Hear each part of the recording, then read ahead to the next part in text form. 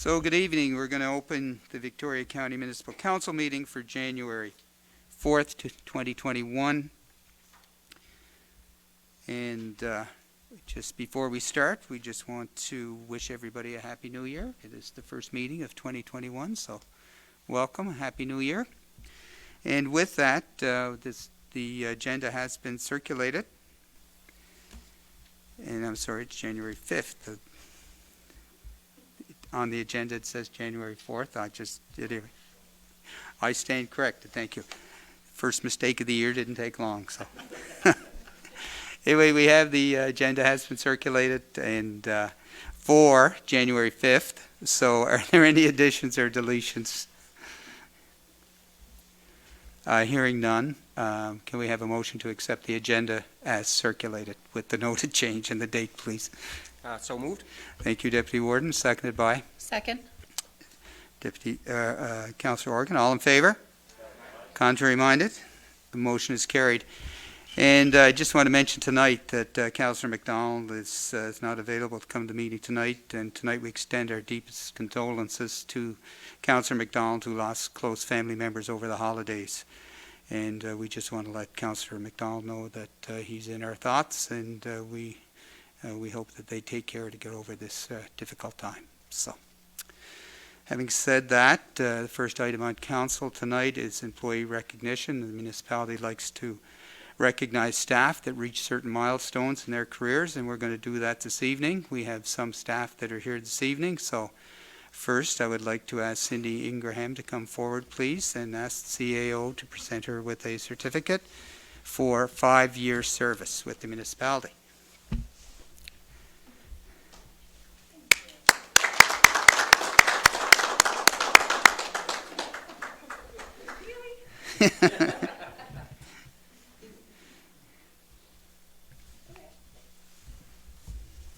Thank you, Cindy, and thank you for your service. The next individual we have this evening is Calvin Fitzgerald, who is celebrating 10 years of work with the municipality. Congratulations, Calvin. Your certificate.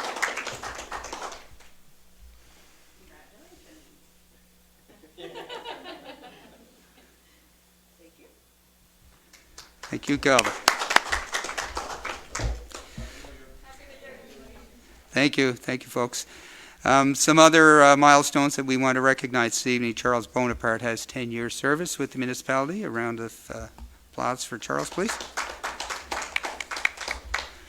Bobby or Robert Fitzgerald has 25 years in with the municipality this year. So. Joan McGuinness, our heritage lady, has 20 years with the municipality. She is not able to be with us this evening. And we also wish to recognize long-serving employee Heather McLean, who was with us for a remarkable 43 years, and we want to recognize her retirement and her longevity. So on behalf of council and on behalf of staff as well, we want to certainly recognize and congratulate all those on their years of service, and again to congratulate those that have opted to retire as well. So thank you for providing those certificates. Our next item at council tonight, we have Adam Shore is here this evening from Shoreline Dirt Works, and he's going to be introduced by Dan Coffin. So I'm going to turn it over to Dan, and please proceed. Thank you very much. I'd like to introduce everyone to Adam Shore from Shoreline Dirt Works. Adam was brought in to do a mountain bike strategy for Victoria County. He's also working quite closely with a number of operators within the county and a couple of other areas within Cape Breton. This project was a bit of a I guess it came from a number of different sources, but Patrick Austin with our economic development with Cape Breton Partnership was one of the people that spearheaded and started this up and worked with Terry Smith from Destination Cape Breton, and we all got together and got some funding together and brought Adam in to do a bit of a strategy assessment on Victoria County and different areas within Cape Breton as well to see what we could do to explore the option of having a mountain bike cluster of activity within Cape Breton and Victoria County specifically. So Adam's prepared a presentation on his report. I think you've all been given a report. Patrick printed off a copy of the report for everyone to have and take with you. And I'll turn it over to Adam at this point.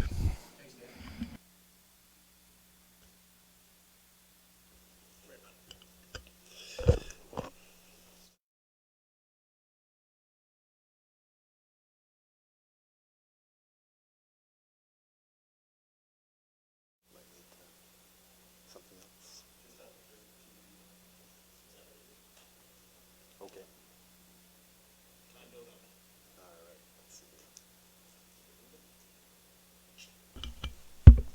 While we're waiting for Adam to cue that up, we'll just make reference that introduce and make sure that Patrick Austin is recognized here tonight. He's sitting over to our right. For those who don't know him, he's our Economic Development Officer who is employed by the Cape Breton Partnership. So welcome and Happy New Year to you, sir. Thank you, everybody, for having me here to present at council. This project has been extremely exciting for me. Oh, I think we lost. As I was brought into the project, realizing the potential in the area as somebody who's been here off and on his whole life, it's been one of the more exciting projects that I've done in my career. Who am I? Well, my name is Adam.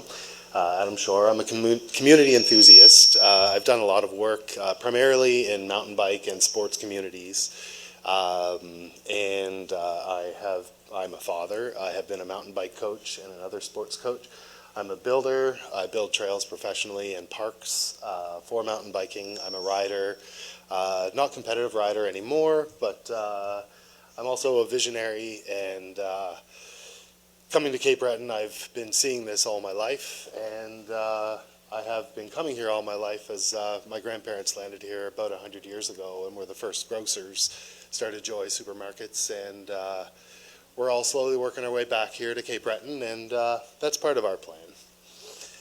So I'm not going to read through my slides here, but I've been working in the mountain bike industry as a volunteer and as a professional, as a consultant, as a builder since, well, I guess before 2001, and we incorporated our business in 2008. I've done a lot of the mountain bike infrastructure development at Kepik in Antigonish, including being part of the master plan there. Most of the development that's happened in Halifax. We've done work in New Brunswick, and we're hoping to work our way here to be doing stuff here as well. Couple terms of reference before we jump in. Mountain bike, first of all, as some of you may be familiar with, mountain bikes range generally from 26 to 29-inch wheels. A lot of mountain bikes have suspension, so they would have shocks on the front or a lot of the times on the back. Usually have slightly thicker wheels than a street bike, and flat handlebars typically, and gears. And another term of reference is the fat bike, which you may have you're starting to see now in advertisements and in different areas. Fat bikes are really great in the sand, but what's really made them awesome in our area is that they're excellent in the snow, and it's very easy to groom a fat bike trail and extend a tourist season into making stuff available for fat biking. So when I talk about trails, I'm talking about mountain bike trails here. Single track trails generally is a single width trail. Usually it's 1.5 to 3 feet wide. Double track trail is typically what we're used to seeing where ATVs might share, where there's 2 tracks on the trail. When we talk about gravity trails, we're talking about more things that you may see associated with ski hills, where people may get an uplift way up the hill and just use the downhill, the gravity trails. We talk a little bit about point-to-point trails, which is a wonderful, one of the unique things that's going to make this opportunity amazing, is that everywhere is kind of already connected by roads and back roads, and the ability to access, to build bicycles specific or hiking specific trails is that much easier. When we talk about sustainable trails, we're talking about trails that last. We're talking about trails that do not introduce materials that shouldn't be introduced into the environment, and we're talking about respectful construction of these trails.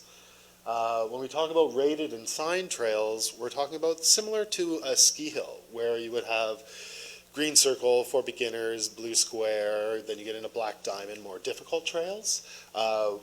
When we talk about having proper trails, we talk about all these different kinds of trails, having them built sustainably, rated and signed, so people understand what they're getting into and where they're going. Mountain bike parks are typically groupings of mostly professionally built trails with well-signed trail systems offering key services grouped in a place. Oftentimes, they would offer different amenities and entertainment. So outside of your day of riding, you would have kind of like that après-ski experience where you'll have music, entertainment for the whole family. Mountain biking is an extremely family-friendly sport. And mountain bike parks will offer varieties of trails and parks experiences so that we can have kids, parents, professional riders, beginners. We have offerings for coaches to teach. We have opportunities for schools to come and land just like they would for ski lessons, and phys ed programs to be able to participate. So families can really take advantage in whatever way they're comfortable in. Other terms of references, when we talk about mountain bike trails, oftentimes you see these bridges or berms like up here. So those are technical trail features. You'll see them oftentimes on the trails, more modern built trails, offering varieties of experiences. And then different assets that complement a mountain bike park or a mountain bike zone would be dirt jumps. So areas where riders can actually practice doing jumps and doing tricks. Pump tracks, which riders can practice pumping on sine wave moguls almost. It's kind of very similar to mogul skiing, but pump tracks are kind of the best pound for pound training that you can build. Even ski teams in Europe are using them a lot now for off-season training. So having all these things together is what helps build clusters for the purpose of mountain biking. So what I've illustrated here isn't necessarily anything to do with the people we've spoken to, but we've spoken to a lot of interested candidates, parties, landowners, managers, etc., about this proposition.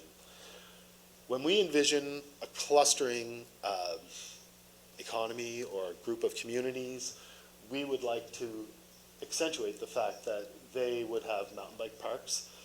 The communities themselves, we like to call them bike-friendly communities. So if you go to the store, there's somewhere to put your bike, a bike rack. If you go to the pub, there might be somewhere to put your bike. You walk in with your spandex shorts and stuff, and people are going to serve you still because they know you're a person and you're not just a greasy mountain biker. So there's a lot of cultural appropriation that happens there where we have to say, okay, well, these people, they're doctors, they're lawyers, they're moms and dads, they have kids, they're coming to spend money, they're coming to enjoy our lands. Let's welcome them. Something just happened here. Yep. So the whole clustering concept also touches on, oh, it came back for a quick second there, Dan. There we go. We need to be able to offer experiences close by and clusters close to each other. And that's what creates the culture. So in each cluster, we want the food and beverage experience to be able to serve the bikers as well as everybody else. You need to have lodging and camping present, as well as cultural experiences. We want to be able to check out fiddle shows. We want to be able to check out dance stuff. We want to be able to go eat. Events are where the clustering becomes really amazing, because in a situation like this, where nowhere else really has this opportunity of a blank slate to build something like this with such a rich resource, we have the ability to build events that are multi-day. So when we start bringing people down for their vacations, it's not about just coming down, whip around the Kappa Trail, go home. We're getting your bikes off of your trailers. We're coming to events. Events can be competitive, they can be social, and they can be for the whole family as well. And then there's the supporting services, the retail opportunities for bike sales, for outfitters. training opportunities for guides, for coaching. There's so many spin-off job opportunities when we create these markets. There's builders, there's maintainers, and there's everything else in between that helps support a really, really healthy lifestyle that we're able to build around mountain biking. My remote, is it possible that the remote is... Okay, there we go. So the scope of this project, we were limited to, an amount of time. We interviewed over 15 potential locations. The focus was entirely on Cape Breton, particularly in Victoria County, and working with the Cape Breton Partnership, they really helped us form some initial relationships where they were necessary and helped sort of break down those doors where we can have conversations with the right people. Our partners in the project, so Victoria County helped us, and Destination Cape Breton also helped network us with all the counselors and introduce us to different landowners through the process. The scope is also limited to mountain bike culture and mountain bike economy, mountain bike trail development, getting into funding options and opportunities for mountain bike, and how to scale this, because we interviewed a small percentage of the potential proponents that may be interested in participating. Some might drop off and some new ones will join. So how do we scale this process across? So some of the outcomes and goals of this project are that we want to build a thriving mountain biking economy. There's some formatting issues that happen when we convert it to PowerPoint. But we want, this proposal includes leveraging Cape Breton's world-class mountains, our views, our locations. This introduces a whole bunch of new opportunities for landowners, for land use. It's very peaceful, sustainable practice, mountain biking. It's very quiet. Generally, mountain bikers come and they leave very little trace of what they're doing. And a lot of new business opportunities for locals and new business opportunities to bring people who have left. There are people who are there are droves of people who left to go to BC to mountain bike.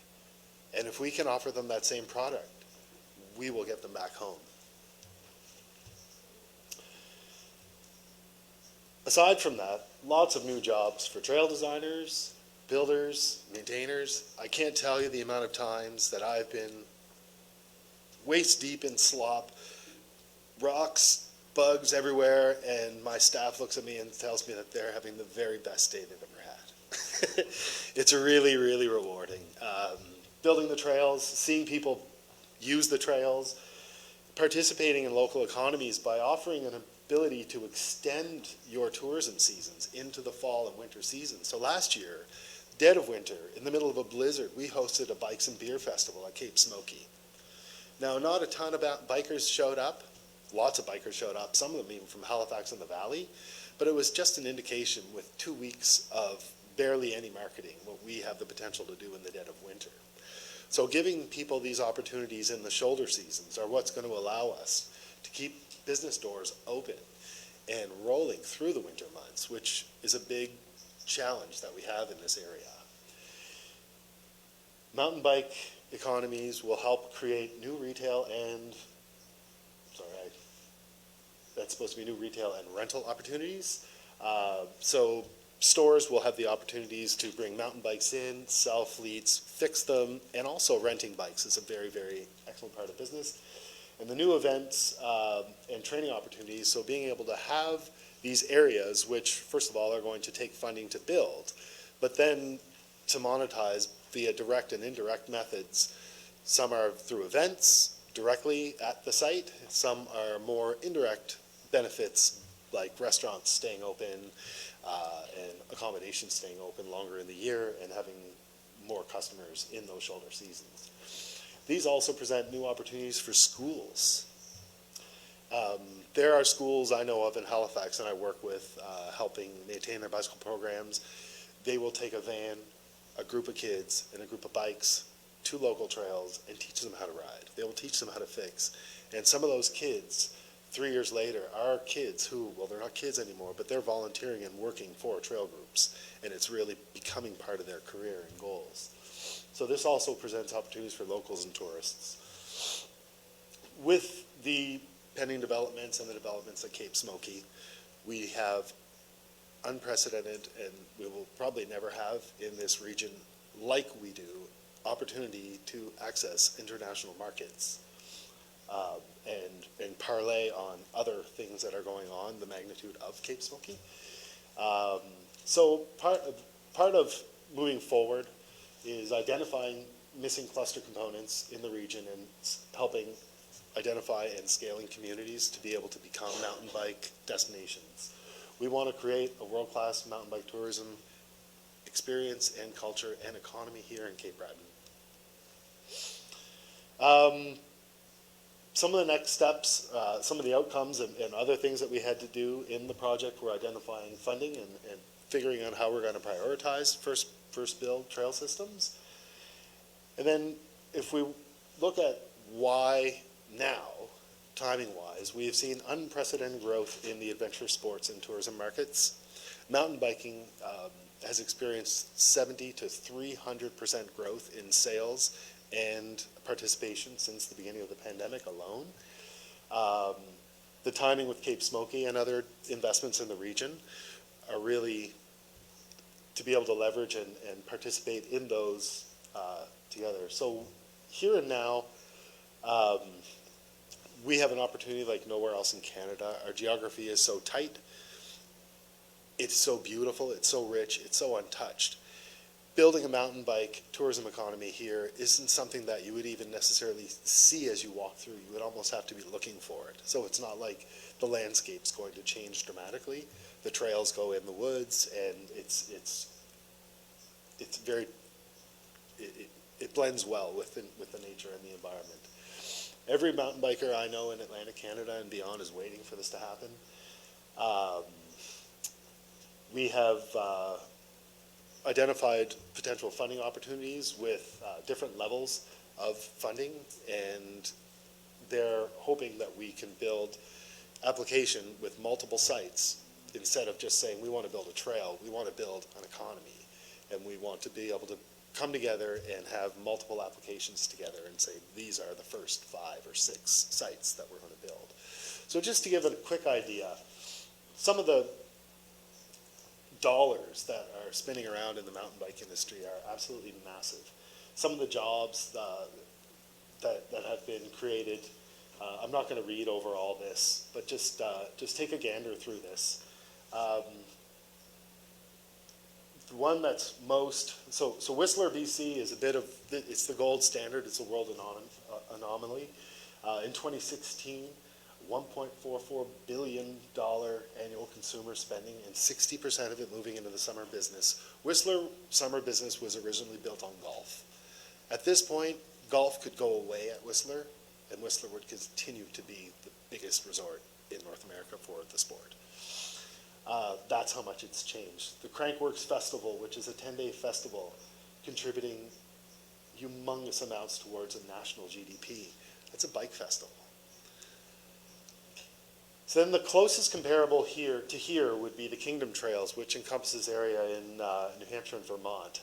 Multiple landowners, multiple land use agreements, hundreds of miles of single track trails, representing $10 million annual US in direct spending. Now the indirect spending is where a lot of the dollars really come into play.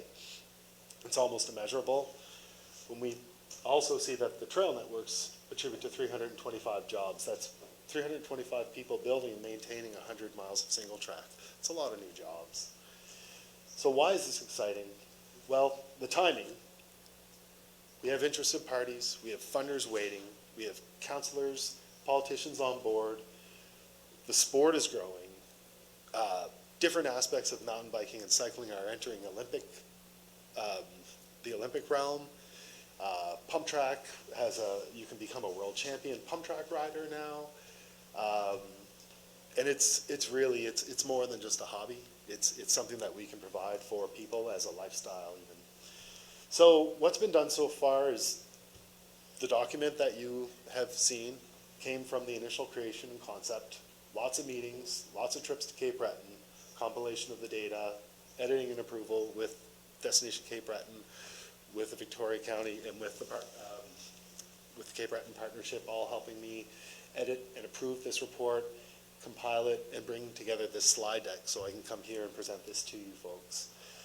So some of the next steps include, and aren't limited to, because this is going to scale and change, formalizing some commitments with landowners, councilors, managers, and parks so that we can build this application, preparing an application, prioritizing sites, and then figuring out how the different tiers are going to work together. So the vision is that Destination Cape Breton will be the primary marketers, the municipalities will work helping create their local connector trails and local parks, and the Victoria County will help build the larger connector trails to connect the communities, while the partnership helps set up the businesses that will help to bolster this thriving economy. And then deployment, actually building trails, designing and building trails, training and recruiting guides, coaches, service people, training builders, giving people a whole new career opportunity to have here in Cape Breton. Creating events. People are going to start becoming event holders, event curators. That's a whole other realm. Oh, we lost it again. Helping lift everybody up so that these mountains that we have start becoming the mountains that they're opportunities that we've just completely, we've allowed the world to show us what we can do with them, and we can actually do it without making mistakes.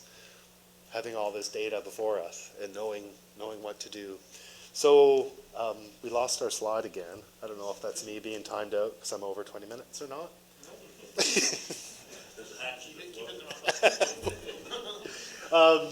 And that's really it. It's about building this economy so businesses can, so everybody that's participating can lift higher, so that more people can have more opportunities and more people come here to help share those opportunities with us. And I guess as the last slide, I want to thank you for coming here tonight and listening. There's a lot more in the actual presentation. I really skipped over a lot of stuff. But yes, thank you very much. And, Thank you. Maybe, Adam, if I could, questions. just while you're doing your presentation, the 20 minutes is arbitrary a little bit, but I know that you have some key cluster regions that you've identified in Victoria County. You don't happen to have them on a slide, or do you wish to speak to those? Well, I can sort of speak to the regions, and there I should have. Here's it. There's a copy. There's a page in there. Yep. So if we go back to the.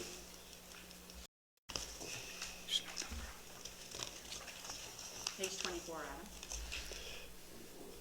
Got it. Thank you. So yes, so Parks Canada has been extremely interested.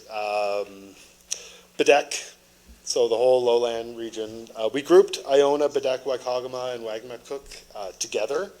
Ingonish, and Ingonish, I feel like, so Cape Smoky is part of it. There's also a lot of community connection that has to happen in Ingonish, because there's really nice ways to get people around instead of having to use the road as like trails. So that's a wonderful one. Aspie, perhaps the most understated cluster here, with the Aspie Ridge bordering into the park.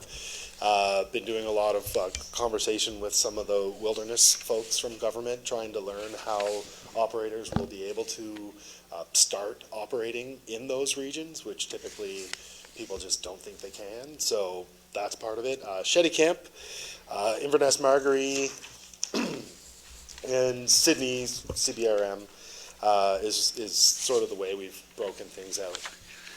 Yeah, we may have some folks watching virtually, so I just wanted to Okay, Let yes. them know what areas you were looking at, just because they don't have the opportunity to have the document that we had before. So that's why I just wanted to reference that, not to put you on the spot, but No problem. I knew the information was there and just give you the opportunity to speak to it. So Perfect. Thank you. I think we'd like to open it to council for any questions or comments that they may have. And usually what we do is just go from district to district, and you've covered a reference to a number of districts. I'm sure that some of the councilors have a particular interest in. So I think we'll start with District Number 1 with Councillor McNeil. Any questions or comments, sir? Well, thank you, Adam, for the presentation. I'm just wondering, have you worked with the province on provincial parks? I know there was a newly designated provincial park over in Washabek area, and it's on top of the mountain over in the Washabek area, and it involves quite a bit of land over there. Have you been successful in trying to have parks throughout provincial parks? I know that there is interest, but we haven't done any work with them yet, with the province. Yeah. So hopefully those doors are open for conversation, and we'd be more than happy to participate if there's an option there, but we have not yet. Okay, thank you. Thank you. Excellent presentation, and I'm very excited about that. I have kids, so I was just talking about that. I know in Bedek, in District 3, the Warden Morrison, a lot of the kids will love to have that to close, so I'm very excited about that. I just, do you need more landowners to contact you, or I know you have your clusters, but I don't know, because they're streaming now, so maybe somebody is interested in, and talk about it. So I don't know if you need more landowners. Well, with the clustering approach, having more landowners and more participants is going to enrich the cultural experience. It's going to give more opportunities, especially for the locals, to experience more diversity in trails. And yes, we would definitely be looking to talk with more landowners, and we have spoken with quite a few so far, but yes, it would be. And the same with Councillor McNeil. My district is in Big Bedek, so we have Ishkevans Falls, so it's provincial park too. So we open. You need any help or support for talk to the province, we'll be open to help that. Thank you. And the council too. Well, Super. Thank you. Thank you, Councillor. Councillor Long, any questions? No, thanks for the good presentation, and I'm posting it, so it's very exciting for me that this is gonna, the potential's there for this happening, and it'll be great to extend the season from winter to summer. Anyway, thank you. My pleasure. Thank you, Councillor. Councillor Patterson. Thank you, Adam. Just a couple of points, a couple of questions. Do most of the participants own their own bikes, or is there a potential for business to rent them? Absolutely. There is definitely a lot. Bike rental is a pretty good business. Yeah, because And I take it they're not very, probably the price of a small car or something, would they? they can get pretty expensive. Yeah, Yeah. definitely. And but what is great, like I know Frameworks in Sydney. I don't know if a lot of rentals didn't happen this year because of COVID, but I know Frameworks last year had a group of bikes that they did community events with. And so oftentimes what rental companies will do is, they rent, 6 days of the week, and they might have a community event where they just do demonstrations, and you literally just come sign it out and drive for a little bit, and it's the gateway drug. And just following Councillor McNeil, the provincial park at Dalem Lake, Dan, I think you're familiar with that. There's a walking track and a ski track around the lake. Now, I don't know if you could incorporate something further out on the perimeter, or what you could do, but it might be worth taking a look at, because it's right off the highway. There's enough parking for a few cars there, and it might be an interesting location. And again, thank you very much. My brother-in-law and niece live in British Columbia, and they're actively involved with this too. So, again, thanks very much. My pleasure. Thank you. Thank you, Councillor. If I can chime in on that just quickly on the parks concept. certainly provincial parks and a lot of provincially mandated park areas are ripe opportunities in a lot of our counties. And we look at not only this project, but the adventure tourism strategy that we embarked on as partnership with Cape Breton Partnership and Destination Cape Breton in the north, looking at Seawall Trail. One of the big challenges with getting Seawall Trail off the ground is some of these access points with provincial regulations. So there is a mandate coming, and I know Destination Cape Breton is focused on it in their next 10-year strategy to try and work with the province on ways that we can have more land use in those areas. So I think getting this stuff started and getting things off the ground with the private entities that are willing to work will spill into the need and the ability to use parks in the future, I think. Thank you, Deputy Warden. Thanks very much, Adam. Great presentation and definitely exciting times ahead. It's great to see. I know of a lot of people in the Halifax area that go to New Brunswick and always said they want to go to Cape Breton. So I think we're in the right track. You mentioned the funding partners, that there's funding out there. Who actually will be applying for funding? Like, will it be the individual areas, or will it be like the partnership or something? Who's going to be actually applying for funding? It is my understanding that the way it's going to work is that we will be grouping entities together, and the partnership will be helping to build. Patrick, would you be able to? If I may, so a lot of it, we've spoken with ACOA and several other funding organizations. So the individual businesses will be looking for the funding as far as, the privatized sector of that. And then a group of clusters will be put together for the community trail building. But for the individual ones that are going to build the mountain bike parks, it'll be through ACOA, just be looking because they've gone through this plan and they understand the importance of the clustering effect. So we'll be looking for 3 or 4 applicants at a time to go start building that, which Adam has identified through his strategy there.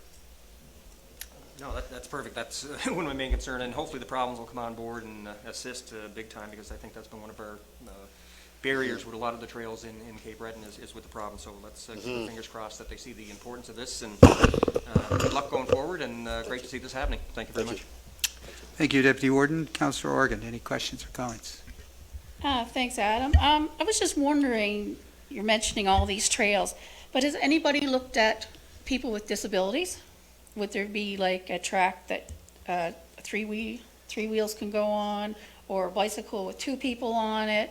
That might be something to look at for funding too, through Disabilities Nova Scotia, or something like that. Definitely, and that's something that, my best point of reference would be Kepik in Antigonish. So part of the master plan was, when the focus is on mountain biking, there almost always is an oversight on accessibility. However, with so many great advances in technology, with hand bikes, with e-bikes, with 3-wheel vehicles, Kepik, for instance, built a whole accessible trail called Game Changer. And this trail actually in the wintertime gets groomed into 3 different lanes. So classic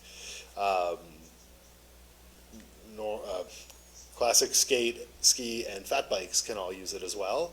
But in the summertime, it's an accessible trail. It's super low slope and very, very, very much catering to accessibility needs.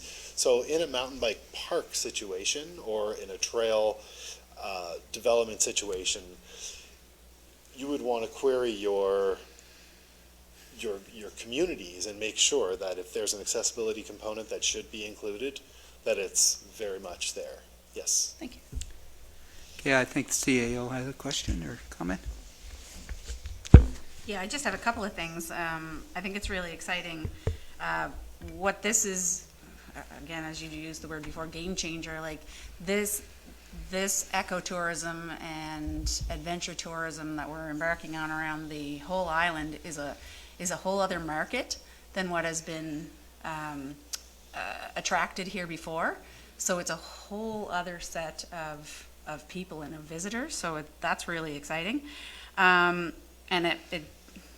when you said events before, the province and municipalities in this area are in the process of also talking about a special events task force for any new events. So that could possibly tie into this too for any new events. So and trying to reduce red tape, which is always great. Just a question. You had a slide on there before that the municipalities developing the trails? I understand part of them are going to be privatized, but the connector ones, are they owned by the municipalities typically?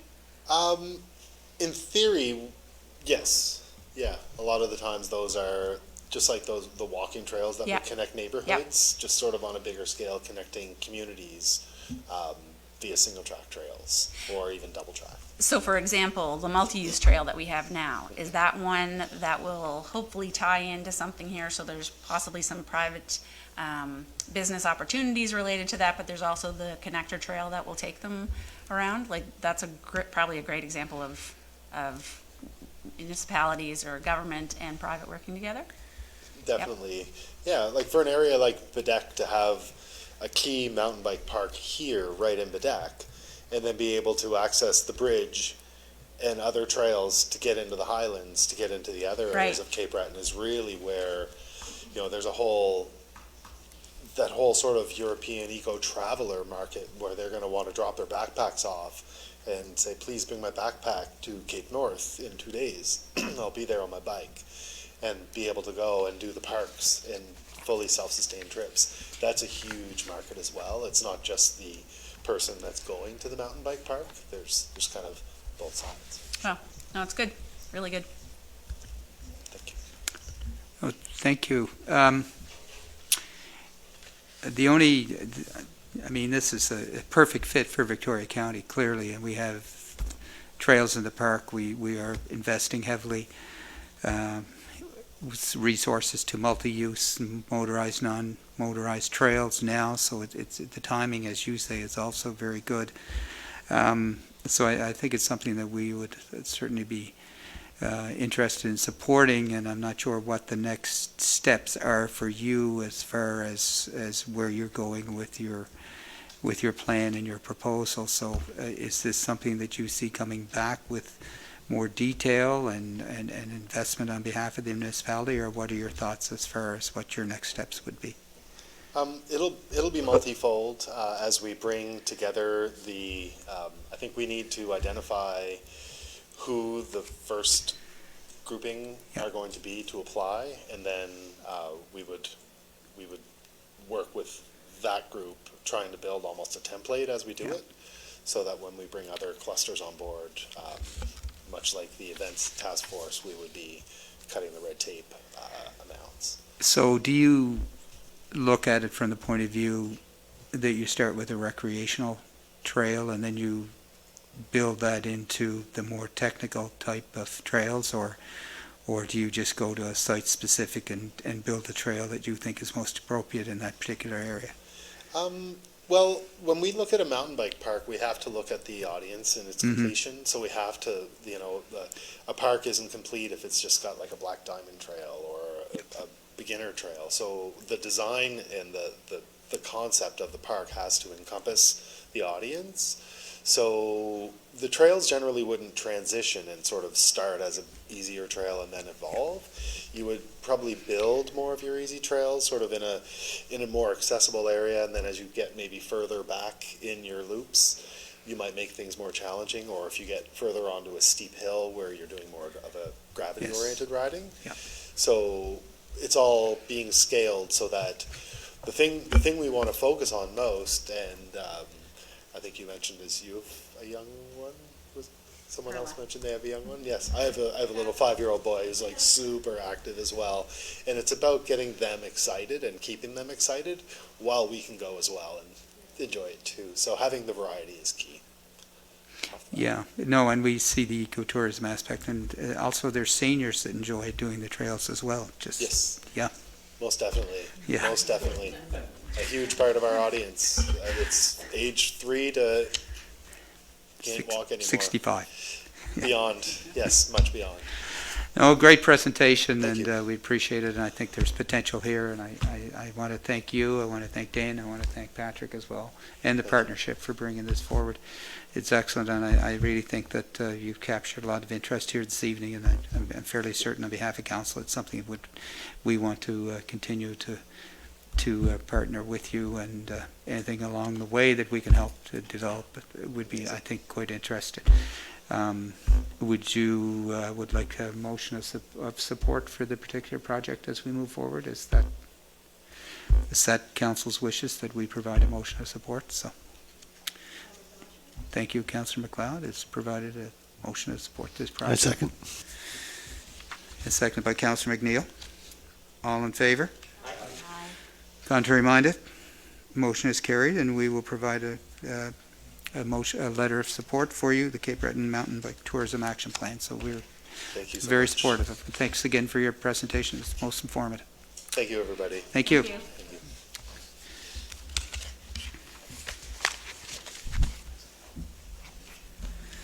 So we're going to move on to the next item on council tonight. You have received the minutes of the last council meeting. You've had a chance to review them. Are there any errors or omissions in the minutes? Yes, Councillor. It was just in the minutes it said that that I said that people in my area, some people in my area didn't understand what broadband was, but what I meant to say was that when the newsletter goes out, that it be written in like maybe beside broadband, put a description of what broadband is, because not everybody understands the word, not just in my district, but that was what my point was, that it should be understood by everyone. Yeah, that was it.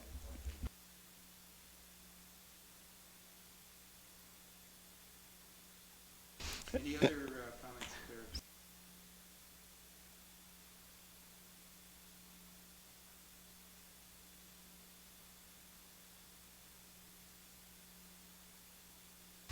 there? And I pointed this out prior to the meeting, and there was on page 7, District 1 concerns, the civic address that was in the minutes was 3249. It's 4349. So.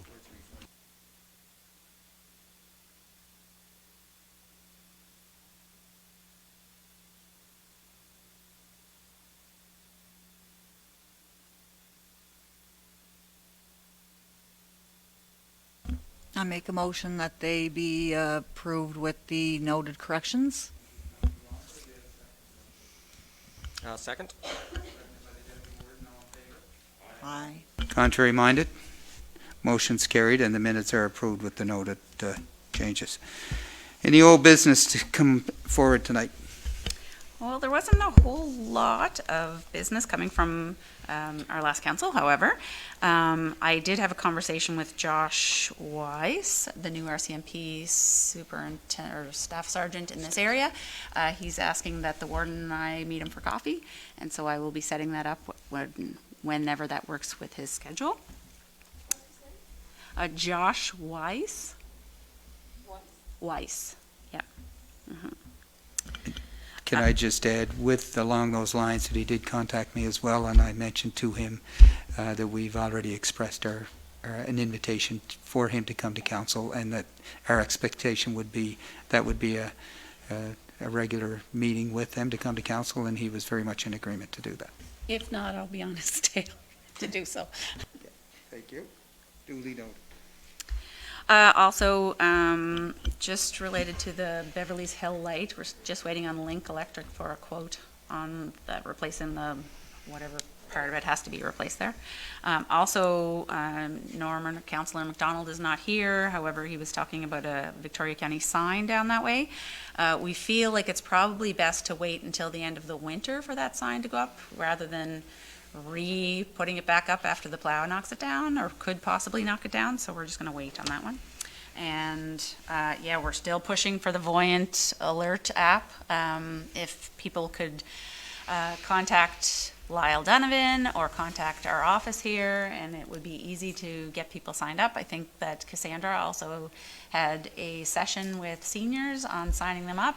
There's lots of people who are willing to help getting everyone signed up for the app. It is related only to municipal services. If you're wondering, like today, for instance, there was a water break that affected down in Neils Harbor, and there was a Voyant alert that went out. So if you're on the alert, you will only get, you may only get for your region, or if it affects the whole county. So we're really encouraging people to sign up for that. Anything else? Any questions or comments in regards to old business for CAO? And the appropriate correspondence that was requested was sent out, and yes. Do you have any correspondence about this heritage about the cemetery in Big Bear? No. No, nothing yet. No response. Okay, thank you. We're going to move on to new business, so we'll ask CAO to provide a report, please. Okay, so had a meeting with my team here, my department heads, and just have some things to report. So Cassandra, our senior safety officer, she's working on an age-friendly grant application right now. Sounds really interesting, and we'll be getting some information out on hopefully if we get the grant. She's also working with Dan on getting a senior safety section on our website, and our website is close, fingers crossed, it's close to being ready. Possibly, well, depending on how late we go, we might do a little run through of it later, a little test session on our website. So in Dan's section, in Dan's area, we have received the Destination Cape Breton 10-year tourism strategy, and the tourism strategy for Victoria County will be guided by that one. There's no point in working separately. Whatever they had in theirs, we're going to try and have ours use the same initiatives, and so that was received. We're also going to be picking a new date for the Bedeck Visioning session, so we'll talk to you, Warden, about that in the next little bit. Dan is planning on having starting his placemaking sessions and doing that the second week of February. So some dates will be coming out related to that for different areas around the county. He's been working with ACOA on a winterization program, and that's moving ahead. He's also been working on with the Trails Federation, and the Trails Federation has received word that they're going to need an ecological report prior to receiving any more funding. So got some work to do related to that. And he's also he and Patrick are helping connect businesses with tourism training initiatives. So it's a great year for so our operators who may not be able to go away this year, and to get some training that can help their businesses. Lydia in Recreation and Active Living, she is going to do some research on, I discussed with her, Perla, the discussions we had at our cannabis committee meeting that we had, and the problem where I said a lot of the discussion came up about vaping. And so we had a discussion related to this. She's going to see if she can find a vaping or smoking cessation initiative related to young adults, because that's really important. She has a couple of upcoming hikes. She has one at Red Island, and it has 19 people signed up for it already. So good uptake on those. She's also going to be working with Cabot Shores, who have some hiking initiatives in place on the weekends. And she's looking to arrange a full moon hike, so there will be some information coming out related to that. She's working with the library here in town related to an outdoor scavenger hunt that they are going to be hosting, so there'll be some information with that coming out. She's also putting final revisions on her active living strategy, so we should be getting final copies of that related to the draft that she presented here to council not that long ago. She's also working on several winter initiatives to get people out, and she is heading up planning a winter staff event. So we are looking to do some tubing and skiing and snowshoeing, I think, down at Cape Smoky. So be ready for us down there, Larry. Yeah, so that's going to be in February, and we'll be sending some information out on that, hoping to get staff out related to that. Amy in Finance has been working on getting, related to the land that we own, We have to get title searches for all of it done first, so we're waiting on that before we can sit down with council to decide what land we want to buy, or sorry, what land we want to sell and what land we want to keep. We're also planning a budget day, hoping that it can be February 22nd, and I'd like to plan a full day, actually. I'd like to do budget and then move into maybe committee of the whole. So if February 22nd works, it's actually a council day. So if we start early and end late, I think it would be a very productive day. So if February 22nd or March 8th could be potential days. Our Public Works Department, they're preparing a rate study for water utility, and we're also in the process right now, just read over the final pages this afternoon on a waste management review study that we have in place, and I'm hoping that that's the consultant that we've hired is going to come and present what they have come up with, and there's some really interesting things to think about. So we need to look at our options and our priorities and the things that work best. So that will be being presented very soon. Lydia is also going to work with Public Works. We're talking about redoing or updating or fixing the sidewalks in Ingonish. And Lydia thinks that there might be active transport funding that might be available, so she's going to see what she can find related to that, but the sidewalks in Ingonish need some work. When she do that, can she look at benches by any chance? Yeah, sure. She could look into, that's one of the requests we could have. Yeah, sure, okay. And that actually might tie into the placemaking piece that Dan's talking about too. Patrick is still working on some financing options for some of the clients that he has.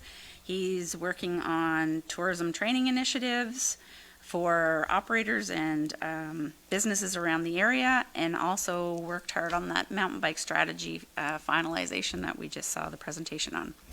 A couple of other things. We're still monitoring COVID. So far everything's good, knock on wood. We are still good for here, but we're monitoring it, and if any changes happen, we will let everyone know. Not sure how many of you saw it, but there was an article in the paper, the Cape Breton Post, a few days ago related to, it had our EMO officer, or our fire service, and our fire services coordinator, Lyle Donovan, in it, and it was about a couple that raised some money and donated pet oxygen masks to all the fire departments around the county. So very nice donation. So thank you so much related to that. Yeah. We have received appraisals for the White Point subdivision properties. If anyone is interested in purchasing those, they have to be sold at at fair market value. So we just received fair market value for those. Steph has information related to those right now. So our appraisals have just come in, and we probably don't want to do an appraisal every year, but we'll have to look at some type of increase that will have to happen each year related to that, because fair market value changes. So we'll have to set a rate and possibly put a motion in place related to that. So, and then think about doing an appraisal a few years down the road. Yeah. Leanne, how many plots are available down that way? There is six properties still available. Yeah, and so we have a list, an inventory list right now of the ones that are available, the plot of where they are at, what their fair market value is. So we have that information for anyone. Can I get a copy of that? Yep. Just in case somebody calls? Okay, thank you.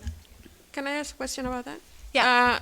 They have any policy or some restrictions, or?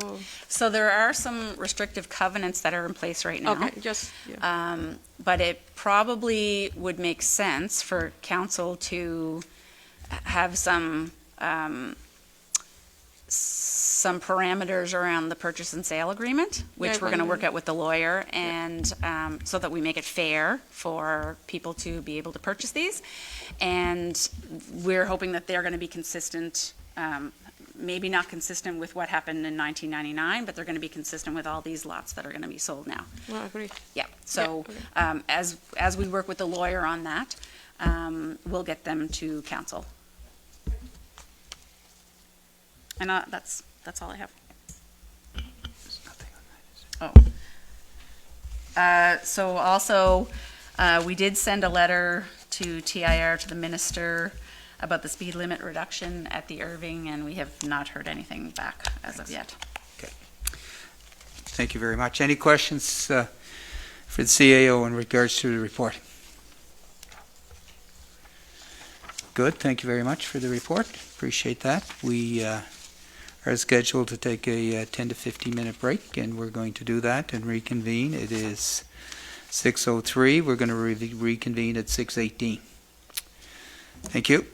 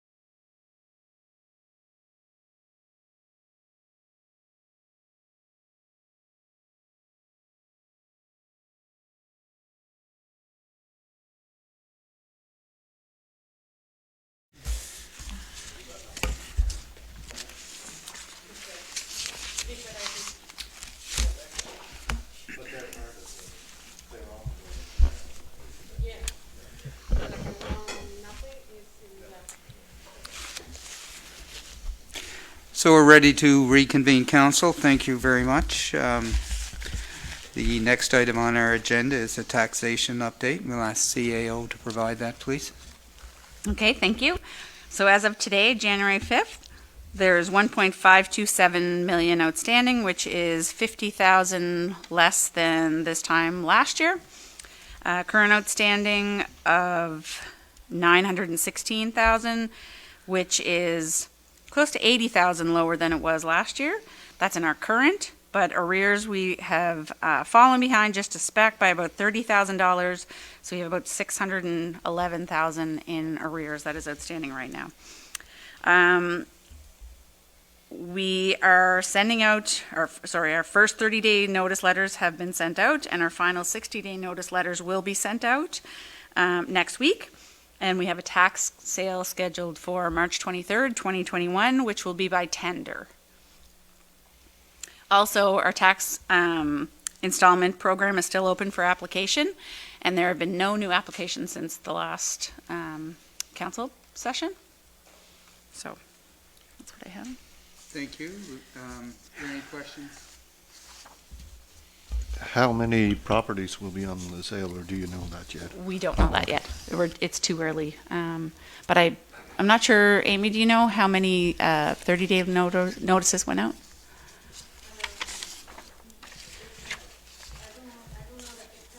Okay. Yeah, there is a master list, but so we start out with a whole bunch of 30-day letters, and then usually, or hopefully, when we send those out, people start to pay them. So we'll probably have a couple of days beforehand. My guess, based on experience, we have about 11 to 13 properties that will be on there, and then on the day of the sale, there could be some people come in to pay. So no, I don't know right now. Thank you. Any other questions or comments for the taxation report? Thank you for providing that, and thank you, Amy, for compiling it. We're going to move next to Department of Transportation Infrastructure Renewal, and we will start with Councillor Organ. Have you any concerns tonight for Department of Transportation Infrastructure, please? Yes, thank you. I have a couple. I just wanted to say the driveway washout at 35746 Cabot Trail Road has been repaired, which is great. There are 2 holes in Neils Harbor that should be filled every year. They're just filled with ice and water. One is at 175 New Haven Road. It's at the bottom of the Highland Manor. And one is at the bottom of Ocean View Drive. They're always filled with water. And I was called by a concerned citizen that lives on Jack McLeod Road. It's not a listed road, so it's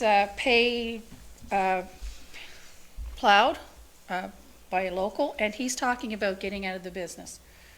So they were wondering what's going to happen then. There's 8 homes on this road. And he's just worried that if this guy does sell out and move and nobody takes over his business, is the county going to be paving this or plowing this road? So the county doesn't plow roads. It's TIR that plows all the roads. To be a listed road, I believe it has to be 6 properties on it, so that would be something that they could contact TIR about. But no, that's not something that the county would take over. Okay, I'll contact TIR about that, or will I do that personally? Okay, and I'll get him to do it too. And that's all I have for Department of Transport. Thank you. Thank you. Thank you, Councillor Organ. Deputy Warden Daphne, anything for TIR? No, actually, we just went through our first snowstorm, and I got to give a thanks and congratulations to the TIR. They did an excellent job clearing up. Great. Actually had calls from residents amazed at how quick they were to getting at side roads this time. So that's something we never hear. Right. So kudos to the Department of Transportation, and let's hope that this is the sign of things to come. We'll see how the winter goes. Thank you. Very good. Thank you very much for those comments. Councillor Patterson, anything from District 5? Thank you. Just to echo Deputy Warden Goffney's comments, the same situation. I think we had in Big Vulnerability, Ross Ferry, no complaints, and hopefully it will continue for the rest of the winter like that. Thank you. Councillor Longvan, anything for TIR tonight, please? Nothing tonight, thank you. Thank you. Good job. Councillor McLeod, No, thank you. good as well. Thank you. Yeah, all good. Appreciate that. Councillor McNeil, anything from you, sir? Just one item that I'm going to bring to council, like the list from last time. Not very much has been done to that list, but there's still shoulder concerns in the Estamere and Hector's Point area, and I've received emails and phone calls about damage done to vehicles, especially in the Estamere area. So I was in contact with the district supervisor. He indicated the OS was going to investigate. That was a couple weeks ago, and nothing's been done. So I wonder, could a letter be sent from council about this, because it's really dangerous. Sure. I'd make that a motion that a letter be sent from council for these two areas about shoulder issues on the road at Estamere and Hector's Point. Okay, thank you. Do we have a seconder for that, please? No, second. Deputy Warden, thank you. All in favor? Aye. Contrary minded? Motion's carried. And also, I just want to echo the deputy warden's comments too. The plowing for the first snow, I didn't receive any phone calls, complaints, so it was Very great. good. Thank you. It's good. We'll make sure that we, in fairness to the department, that we'll notify and say that positive remarks were echoed at council in regards to snow removal for the first storm of the year. I just have one, and it's a reoccurring issue, and it is the state of the road on Old Margery Road in front of the hospital and the former Dr. Genge property. It's deeply rutted on the side there, and if their car goes in it, or somebody happens to be walking and at night and they fall in that, it's significant now, and every rain it gets deeper and deeper and deeper. So we'd just like an update on some of the items that we have requested previously. They've indicated that if we would send them a note, that they would respond, and I think it's time for them to deal with some of the issues that we've brought forward. So I'll just reference that again, the Old Margery Road section. And Thank- so you had contacted TIR on that? Yes, I have. Thank you. We are going to move now to any notice of motions this evening. None. We're going to start with district concerns, and we'll start with district number 1, please.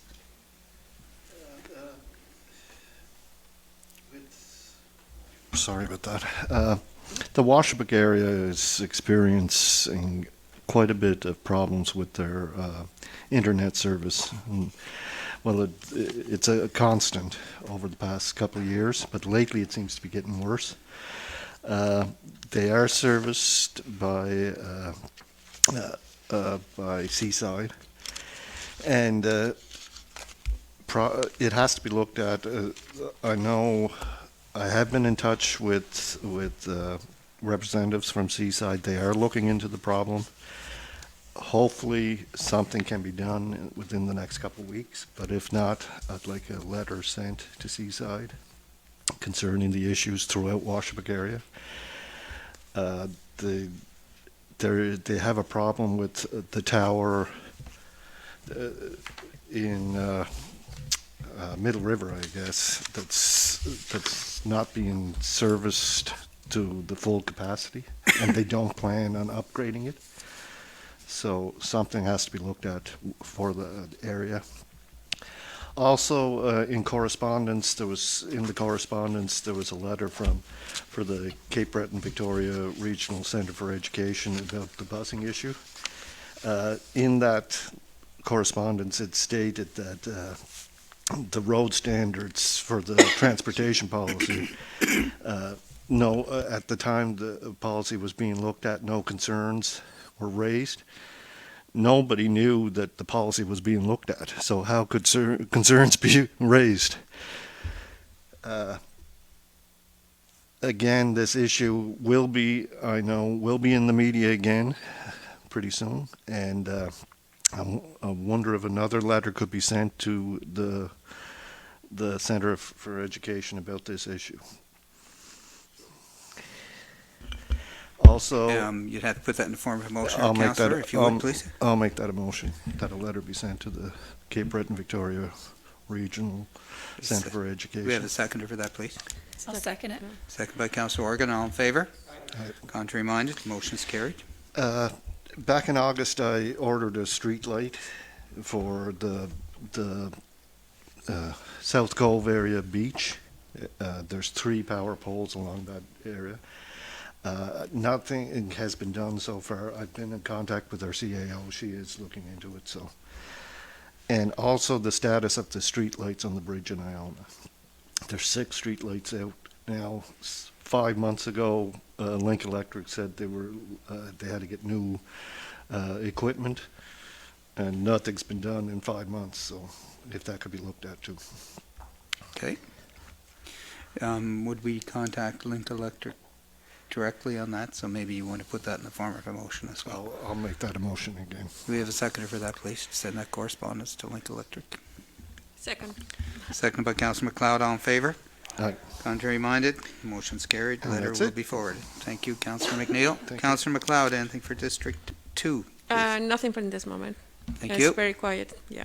Good, thank you. District 4, Councillor Longley, anything, please?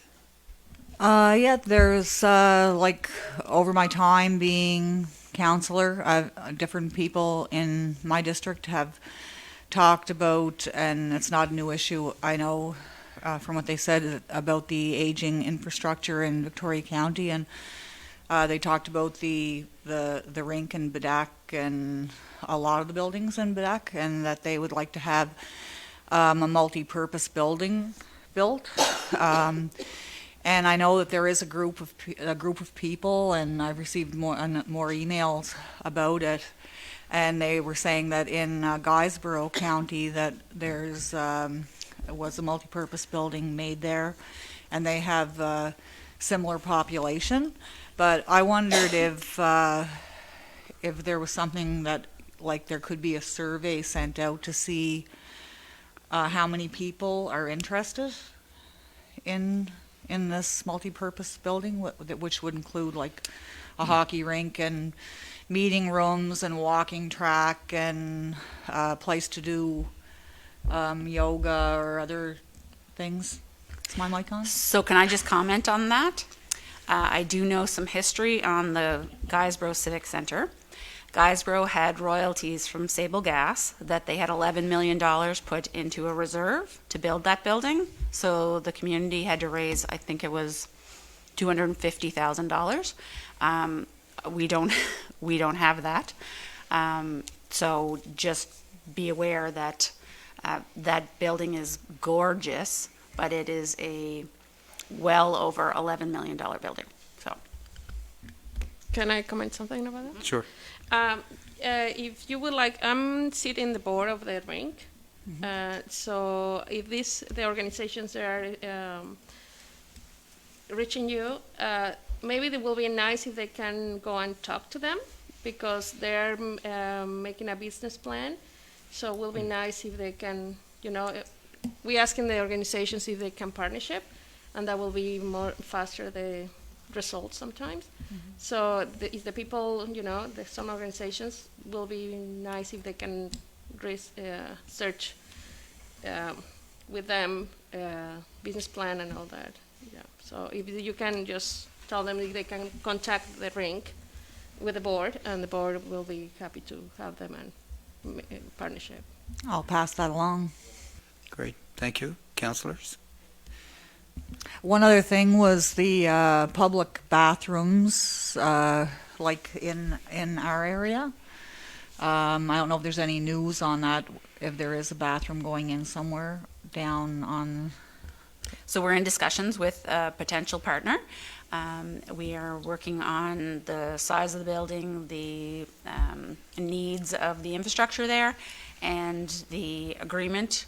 So we're in talks with an organization currently. Thank you. That's it. Thank you, Ken. Thank you. Councillor Patterson, District 5, please.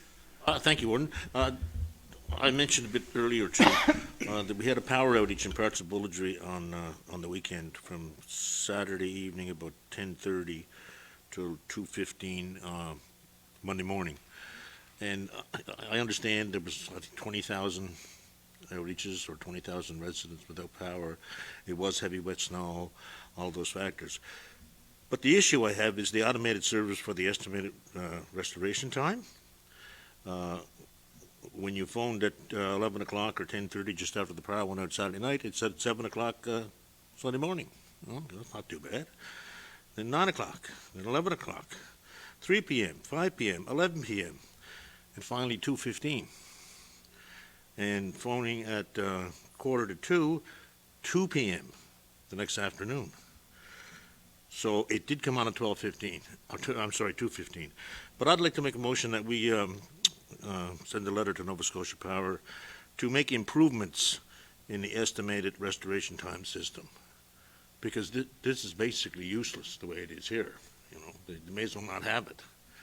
So I would move that we send a letter asking them to make improvements to the estimated restoration time system.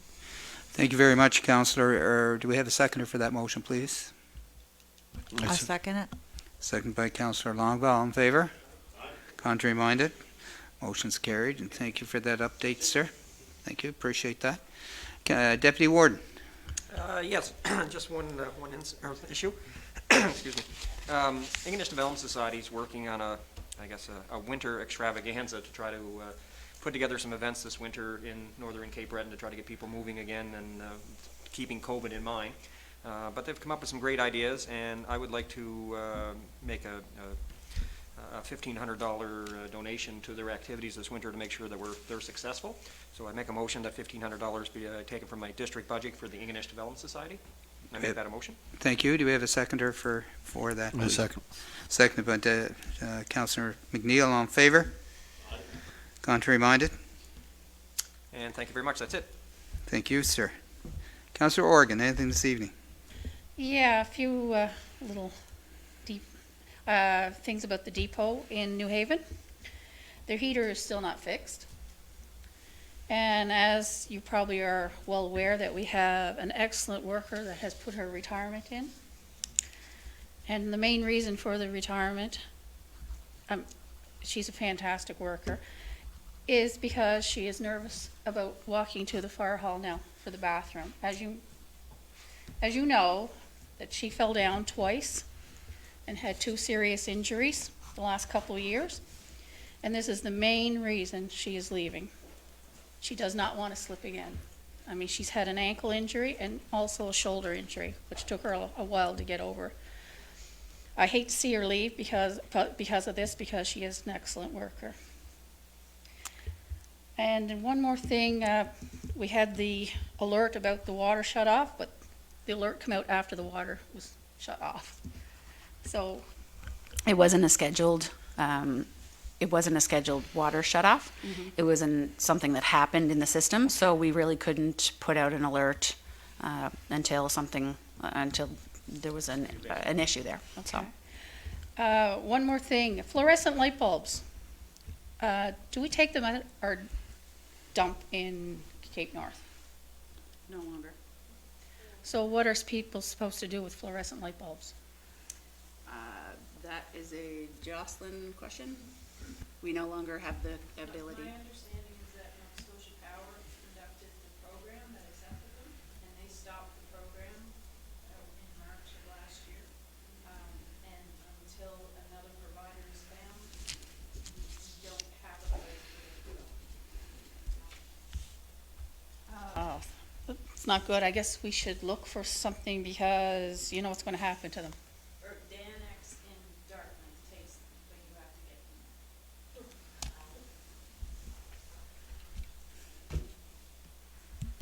I don't know what to say about that, just taking them in Dartmouth. It's something, people are going to start throwing them Well, in so the woods or whatever. So as I mentioned earlier, we're in the process of a waste management review. We're going to get our consultant come in and give some updates on our thoughts. And it may, there's several different options of things that could happen related to north and south. So those will be council decisions that, your decisions to make on what we do on a go-forward basis. So that will be very soon in the new year that we'll be coming up with something. Then, sorry, comment in that. In personal, I have that kind of the balls, and I call Efficient Nova Scotia to just check my house, and they took them. I know it's not the answer. Yeah, but if they want to, at least, if they can come and check their house, and they can take it. But maybe you can check Efficient Nova Scotia. Maybe they cannot drop out in Sydney or something. But I know it's not the answer.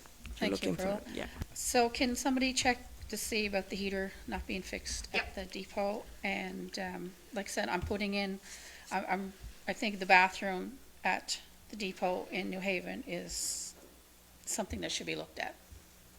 Seriously. Thank you.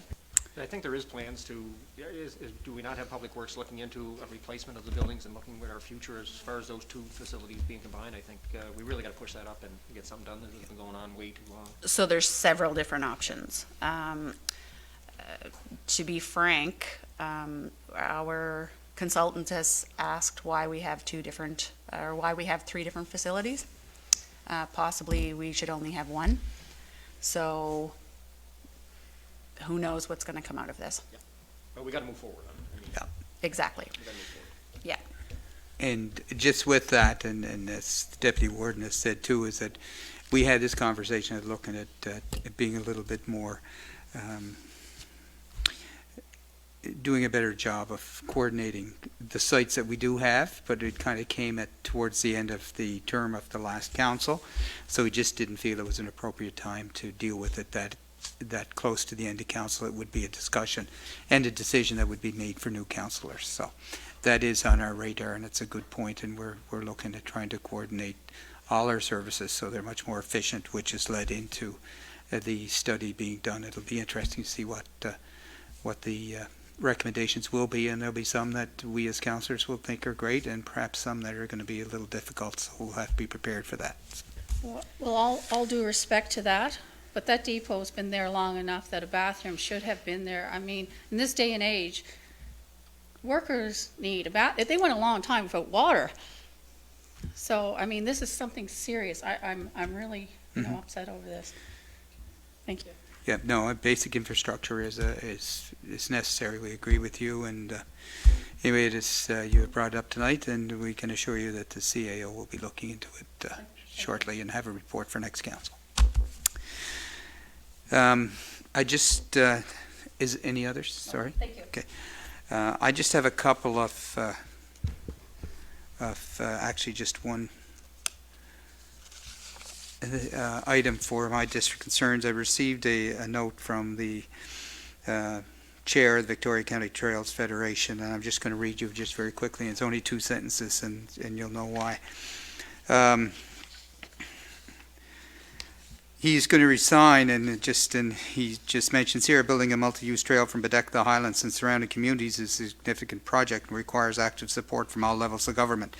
Municipal, provincial, federal, and First Nations. We have strong support from municipality and residents and businesses within the county, but a lukewarm or non-existent support from other government agencies. And I know they've submitted numerous applications to different levels of government. This process started in March. We're into January. Still, the money has not been released. There's a difference between it being approved and meeting the requirements to being released. So it continues to be an effort and frustration for volunteers in our community that step up and take on these responsibilities, put countless hours, volunteer hours, into preparing the applications, submitting them, having meetings, and as a result, it's just an ongoing process of not being able to move forward. So I would like to make a motion that we send a letter to the Minister of Culture and Fitness, what's his culture and Culture and Heritage? Culture and Heritage, and also to the MP Jaime Petiste, just indicating that this is the level of frustration that volunteers are faced with numerous government projects that require continuity from both provincial and federal levels.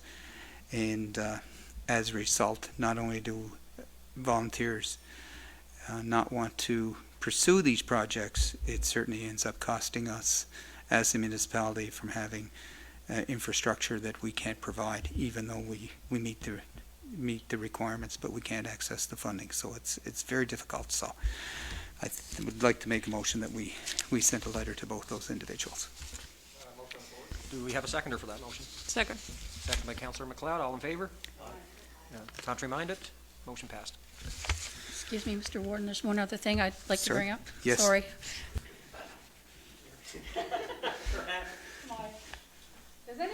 Does anybody know what these are? A fascinator? These are put on the wires by MT&T, or whatever they call themselves now. Alliant, for wind. I think we should make a motion that they come around and secure them more. These are flying all over the place. I've only seen them going to the ferry, Englishtown Ferry, and in Neils Harbor. There are so many of these on the ground in Neils Harbor. I don't know if anybody would like to be out walking and get struck by one of these, or their vehicle, or their home. Yep. So I would like to make a motion that we contact AT&T and tell them to come and secure these on the lines better. Okay. Please. Very good. So that's a motion to check the inventory and the status of the condition of those wind guards, I guess. So we have a seconder for that, please. I'll second that. Thank you, Deputy Warden. All in favor? Aye. Contrary-minded? Motion is carried. Just one other thing, while I do mention that, there is the Village of Badek elected a number of new village commissioners, and the new chair is Bill Merchant. We just send him a note congratulating them on their election and Mr. Merchant's appointment as village chair. So if we could just send that to them, and we look forward to working with them in the future. Yeah, I should make that a motion. Sorry, Deputy Warden. Motion on the floor, seconder? Second. Second by Councillor McNeil. All in favor? Aye. Contrary-minded? Motion passed. Thank you, Deputy. Thank you, Leanne. Are there any committee reports this evening? It's a quiet Christmas. Yeah. Not many committees met during the holidays, apparently. There is no bylaws. Is bylaws tonight? No. Or policy review? No, there's not. However, we're going to be doing a public hearing related to the CDDI, the Commercial Development District Improvement Bylaw. It's going to the paper this week. It has to be listed for 2 weeks, so we'll be doing that on January 18th at 4:30, which will be by Zoom appointment or in person by appointment only.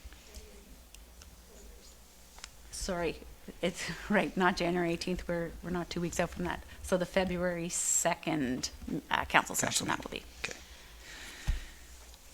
Very good. I have a question. Yes, sorry. About the communities. Can we set something for housing? Something what? For housing? the housing strategy. Housing strategy. Something. Or start talking. I think the Deputy Warden was talking about last time. So we are going to start meeting. I would suggest start rolling that too. Okay. Thank you. That's with the partnership. Is it the partnership that we Well, the partnership released the housing study. So now that we have that, the only piece it's not. It's one of the pieces that we're waiting on, but the title search is for the properties that we own too. So. Good But point. we can have a meeting to get started for sure. Yep. And that's an intern. That's just a council. It's a council meeting. Council committee It's members. It's committee of council. That's what I'm trying to say. Pardon me. So yeah, we will be doing that. Yeah, thank you for bringing that up, Councillor Longba. Yes. I just want to congratulate Steph on her new job Oh, very good. and say what a great job she's doing. Thank you for that. Thank you. And please make sure that appears in the minutes, please. Thank you very much, and thanks for that, Councillor, for sure. One other thing, we are in the process of updating our bylaws on our website. And we also have several policies that are they've probably seen better days. We are going to be embarking on an initiative to update the policies that we have and bring them forward to council also. So we'll start with the ones that we have and then start developing some new ones also.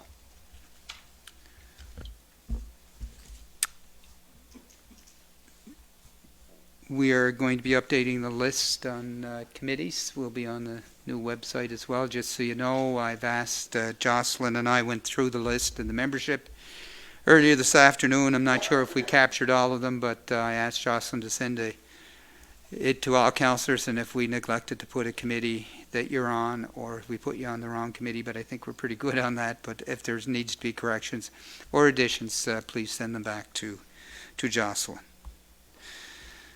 Any correspondence? No, all correspondence. It's been very slow, but the correspondence that we did receive related to the school board, we sent out to you. Before we just recheck the date for the next council meeting, perhaps what we should do, the date that we're going to do the budget talk, you had mentioned February. Why don't we use February 22nd as our date? And if it happens to storm that day, then the storm date will be the date in March. So is everybody in agreement that we will use February 22nd as our budget deliberation day? Amy, that's good. That works. Okay. We good with that? All right. Thank you very much. Is there anything else to come to council tonight? Sorry. About the Victoria County Transit, it's going to be next Monday. I just have to confirm with Amber. So mine will be necessary to do a Zoom meeting with her in case she can come to in present. So just to let her know. Oh, whatever you think in the afternoon.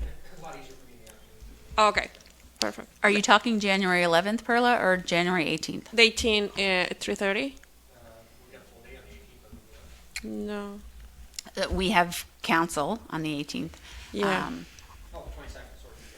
And that's February. Yeah, you okay with January 18th, 3:30, or you want earlier? 2:30. Oh, really? Okay. Okay, so we can change. That's February 2nd. We have to have 2 weeks in the paper, which it's not in yet. And so I'm sorry, just to clarify, the transit meeting will be on the January 18th at 2:33, earlier in the afternoon. The public meeting will be at February 2nd at 4:30, and our budget will be February 22nd. That will be an all-day session. Correct. Okay? All right, our next council date is... Just one, I apologize, just one committee, SEPI. Yes. There's 3 meetings coming up, a management committee on the 18th. The steering committee meeting for SEPI is on the 21st. These are in January, correct? And this is January, and the senior council meeting for SEPI is on the 27th. Okay, thank you. And you and Councillor Longva are on SEPI, correct? Anything else to come to council tonight? Our next council meeting is? January 18th. January 18th, 5 o'clock. Are there any questions or no comments from coming in? I want to thank Dan again tonight for setting up our virtual meeting. We appreciate that. Great job as usual, sir. Thank you very much. And we also want to thank the other staff that came this evening and provided information and reports. We appreciate that as well. Very good. And we have a motion to adjourn. I make a motion to adjourn. Councillor Longva has adjourned the meeting.